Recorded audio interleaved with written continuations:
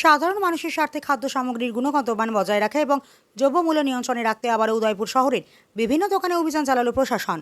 বৃহস্পতিবার উদয়পুর মহকুমা শাসকের নির্দেশে খাদ্য দপ্তর, legal metrology department, food safety department এবং উদয়পুর পৌর পরিষদের যৌথ উদ্যোগে এই অভিযান চালানো হয়। এদিন উদয়পুর চক বাজারের বিভিন্ন হোলসেল ও রিটেল দোকানে আধিকারিকরা অভিযান চালান। অভিযানের সময় বেশ কয়েকটি দোকানে খাদ্য সামগ্রীর মেয়াদ, প্যাকেটের গায়ে উল্লেখিত মূল্য এবং পণ্যের গুণগত মান খতিয়ে দেখা হয়। অভিযান চলাকালীন বেশ কয়েকটি দোকান থেকে প্যাকেটজাত বেশ কিছু নিত্য প্রয়োজনীয় খাদ্য সামগ্রীর মেয়াদ উত্তীর্ণ অবস্থায় পাওয়া যায়। পরে সেগুলো বাজেয়াপ্ত করা হয়। প্রশাসনের পক্ষ থেকে জানানো হয়েছে, বাজারে কিছু ব্যবসায়ী নির্ধারিত মূল্যের তুলনায় বেশি দামে নিত্য প্রয়োজনীয় সামগ্রী বিক্রি করছেন বলে অভিযোগ পাওয়া যাচ্ছে। এর ফলে সাধারণ মানুষ সমস্যার সম্মুখীন হচ্ছেন। তাই দ্রব্যমূল্য নিয়ন্ত্রণে রাখতে এবং নিয়ম ভঙ্গকারী ব্যবসায়ীদের বিরুদ্ধে আইনানুগ ব্যবস্থা গ্রহণ করা হবে। খাদ্য দপ্তরের আধিকারিক দেবজ্যোতি চক্রবর্তী জানান, উদয়পুর শহর সহ আশেপাশের বিভিন্ন বাজারে নিয়মিত অভিযান চালানো হচ্ছে। যেখানে অভিযান চালানো হচ্ছে সেখানে কোনো না কোনোভাবে মেয়াদ উত্তীর্ণ খাদ্য সামগ্রী উদ্ধার হচ্ছে। তাই ব্যবসায়ীদের উদ্দেশ্যে তিনি সতর্কবার্তা দিয়ে বলেন, দোকানে বিক্রির জন্য রাখা সমস্ত খাদ্য সামগ্রীর মেয়াদ এবং গুণগত মান সম্পর্কে ব্যবসায়ীদের সচেতন থাকতে হবে।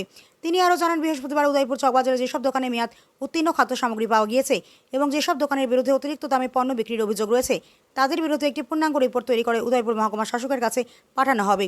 এরপর মহকুমা শাসক আইন অনুযায়ী প্রয়োজনীয় পদক্ষেপ গ্রহণ করবেন।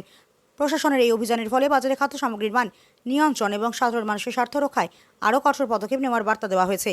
তো এই অভিযান দ্রব্যমূল্য নিয়ন্ত্রণে এবং হোটেল রেস্টুরেন্টের বিভিন্ন পরিচ্ছন্নতা দেখার জন্য এই আমাদের বিভিন্ন দপ্তর মিলে যে রেড বা যে অভিযান, এটা আমাদের নিত্যদিনের অভিযান, সবসময় আমরা দীর্ঘদিন ধরে করি। তো এর মধ্যে চকবাজারে আমরা আজকে করেছি, পরে বিভিন্ন দোকানে আমরা অসঙ্গতি পেয়েছি। বেশিরভাগ দোকানেরই যে মূল্য, যে তালিকা লেখার কথা, সেটা ঠিকভাবে লেখা নেই। অনেকের কাছে আমরা যে ইনভয়েস কপি বা চালান কপি, সেটাও ঠিকভাবে পাইনি।